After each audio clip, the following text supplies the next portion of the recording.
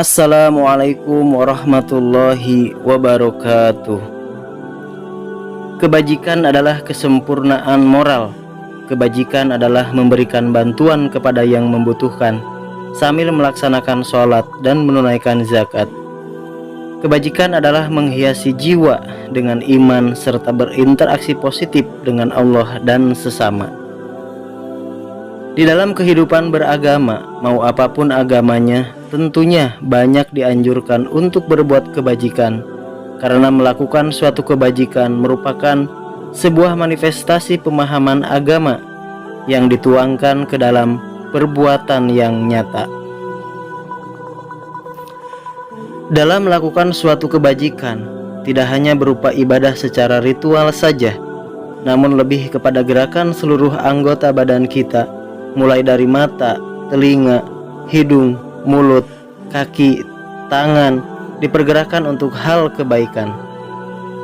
Seperti mata untuk melihat hal-hal kebaikan, telinga untuk mendengarkan hal-hal kebaikan, begitu pula mulut dipakai untuk berbuat kebaikan, kaki dan tangan selalu tertuju kepada hal-hal kebaikan.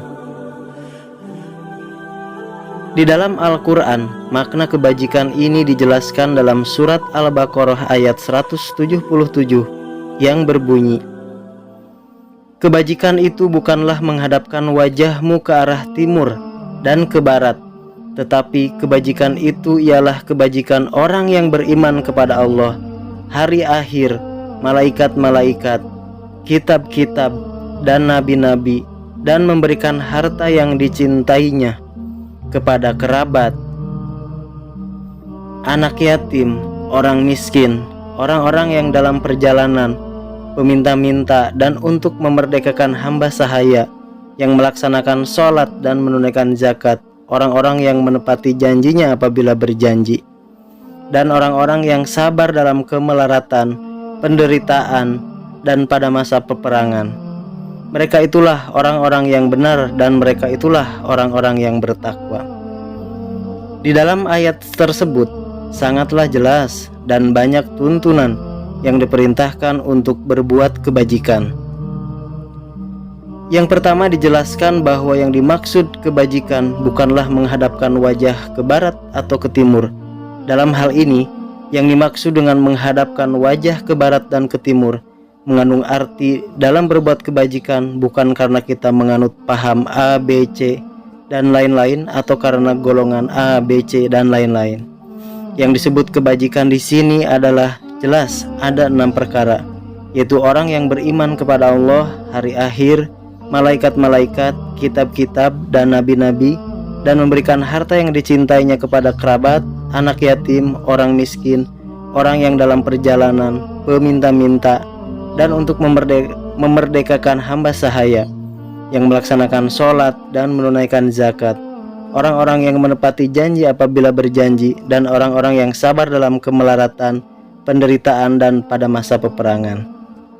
Dari contoh-contoh kebajikan yang diuraikan pada ayat tersebut dapat disimpulkan lagi bahwa dalam melakukan suatu kebajikan, menurut ahli tafsir Rasyid Ridho, kebajikan yang termaktub dalam ayat tersebut mencakup 3 prinsip sekaligus.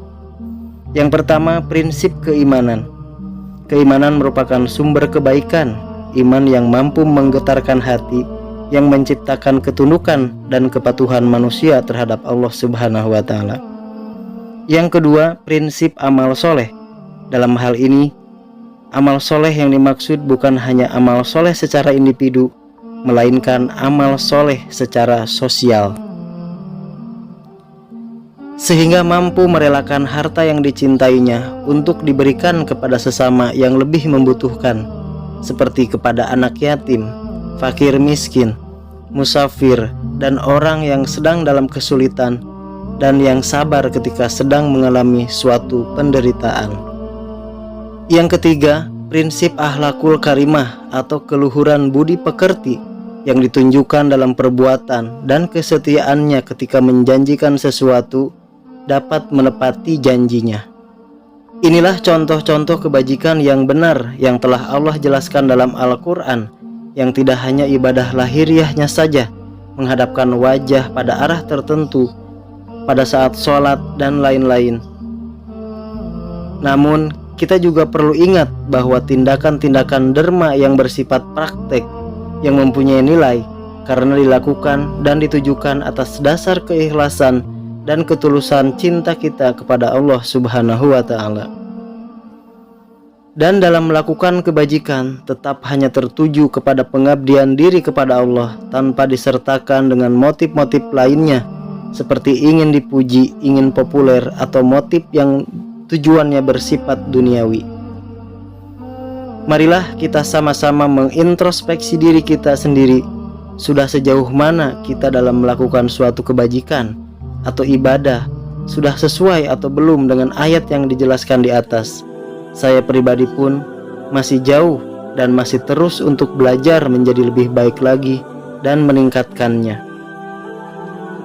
Semoga pembahasan sederhana ini membawa banyak manfaat bagi banyak orang, dan mohon dimaafkan jika ada salah dan kurangnya.